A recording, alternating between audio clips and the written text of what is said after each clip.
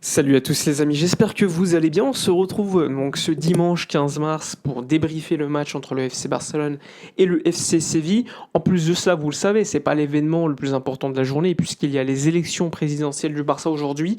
Donc il y a beaucoup de monde. Évidemment, on se retrouve en live à 19h45 ce soir. Donc soyez là pour parler des résultats et des élections. Donc soyez présents parce que ça reste quand même un événement importantissime. Mais dans cette vidéo, on se focus sur le match entre le Barça et le FC Séville. Un match qui était quand même plutôt tranquille dans sa globalité. Alors, on va revenir sur le 11 mis en place parce que Flick a fait beaucoup de rotations. On a quand même, certes, malgré les rotations, un 11 qui était compétitif sur le papier, un milieu de terrain Bernal, Olmo, Pedri, par exemple. Une attaque à Rafinha avec Rooney Bardghji qui remplaçait Lamine Yamal, en numéro 9 Lewandowski. Une défense avec Xabi Espart, latéral droit. Sinon, c'était la défense classique, Gérard Martin, Koubarsi, Cancelo et Joan Garcia au but. Donc c'était quand même un 11 super compétitif mis en place par Hansi Flick, malgré la volonté de faire reposer les corps après le match à Newcastle et surtout le match qui arrive à domicile contre Newcastle en Ligue des Champions. Alors le match. Déjà, on va dire qu'il y a eu... On le sent que c'était un match plutôt tranquille, un match avec beaucoup de tranquillité, ça jouait limite au ralenti par moment. Les 15 premières minutes étaient vachement ennuyeuses, je trouve, avec beaucoup d'erreurs techniques des deux côtés d'ailleurs. On l'a vu, beaucoup de mal au début à mettre le jeu en place.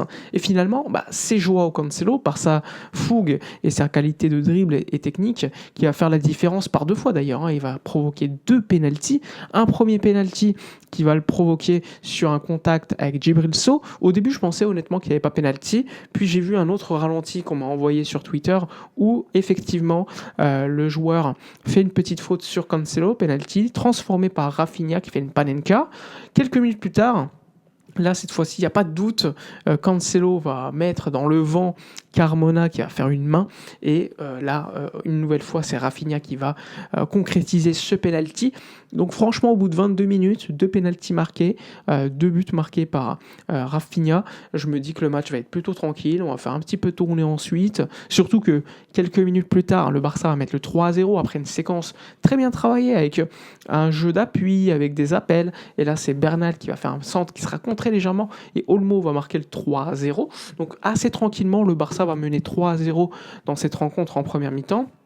Même s'il y aura l'égalisation sur la dernière séquence où, honnêtement, on doit rentrer au vestiaire à 3-0. C'est pas normal de laisser autant d'espace. Je crois que c'est Xavi Espart qui laisse trop d'espace à Osso du FC Séville pour mettre le 3-1. Mais globalement, le Barça n'a pas eu pléthore d'occasions. Il y en a eu quelques-unes, certes. Un Lewandowski en première mi-temps qui doit faire une tête et doit la maîtriser, la mettre au fond, à mon avis. On n'a pas assez vu Rooney en première mi-temps, je trouve. On n'a pas suffisamment vu Lewandowski, je vous l'ai dit, qui pour moi, première mi-temps, quasiment nul de la part du Polonais. Et quand tu ajoute le fait que Pedri a joué en chausson, parce que Pedri, honnêtement, était plutôt tranquille, ne s'est pas donné. Bernal, à part un petit contrôle orienté et le centre contré pour le but de Olmo, on ne l'a pas trop vu non plus.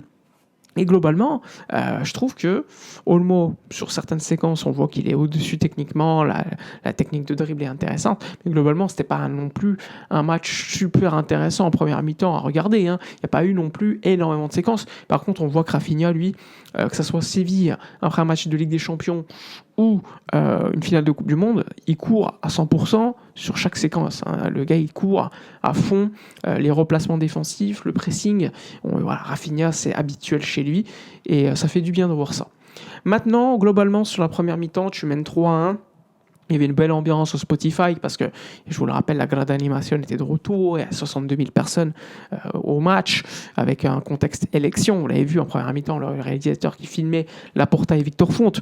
Mais globalement, si je me focus seulement sur le terrain, le job est fait parce que tu fais quelques rotations, l'équipe est fatiguée. Donc forcément, je m'attends à un match que tu dois gagner, mais à un match où l'équipe ne va pas se donner outre mesure, sachant que le Barça va enchaîner, je le rappelle, encore 2 matchs rapidement, notamment Newcastle dans quelques jours là, à 18h45 en plus, et ensuite le week-end d'après contre le Rayo avant la trêve internationale. Donc il fallait quand même maîtriser le match et obtenir l'objectif, c'est-à-dire les 3 points. Et ça, c'était quand même la priorité.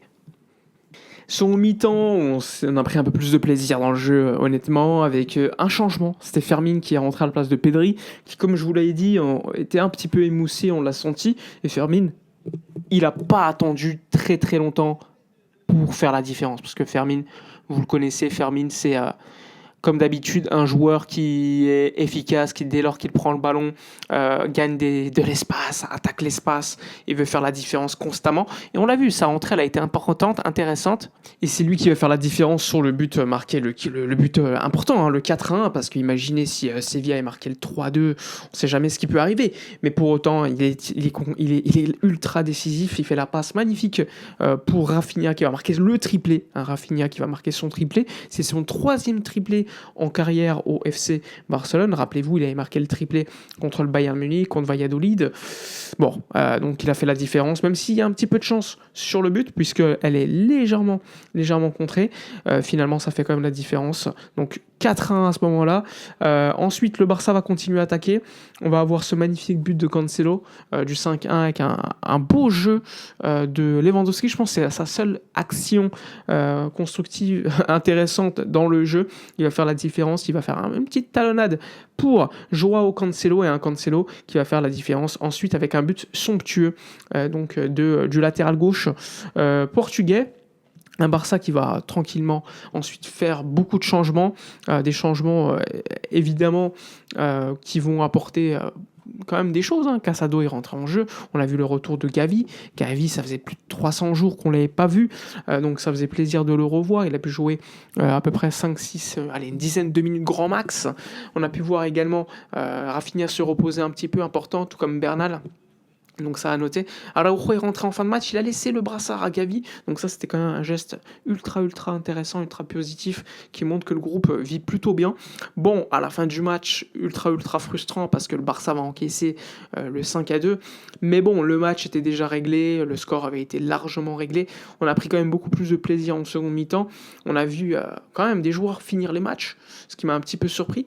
On a vu que par exemple Lewandowski jouer tout le match. Donc, est-ce que Lewandowski sera présent contre Newcastle ? Je pense pas. On a vu également Gérard Martin Koubarsi faire l'essentiel du match aussi. Donc, quand même, ils ont beaucoup bossé pour le groupe.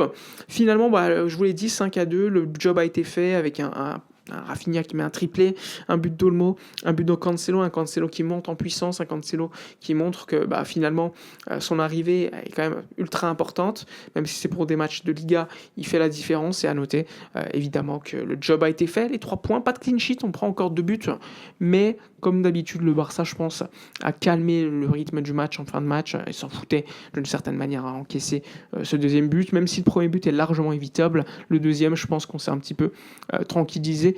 Bon, il y a quand même beaucoup de rotation, beaucoup de joueurs sur le banc, et donc le résultat a été fait.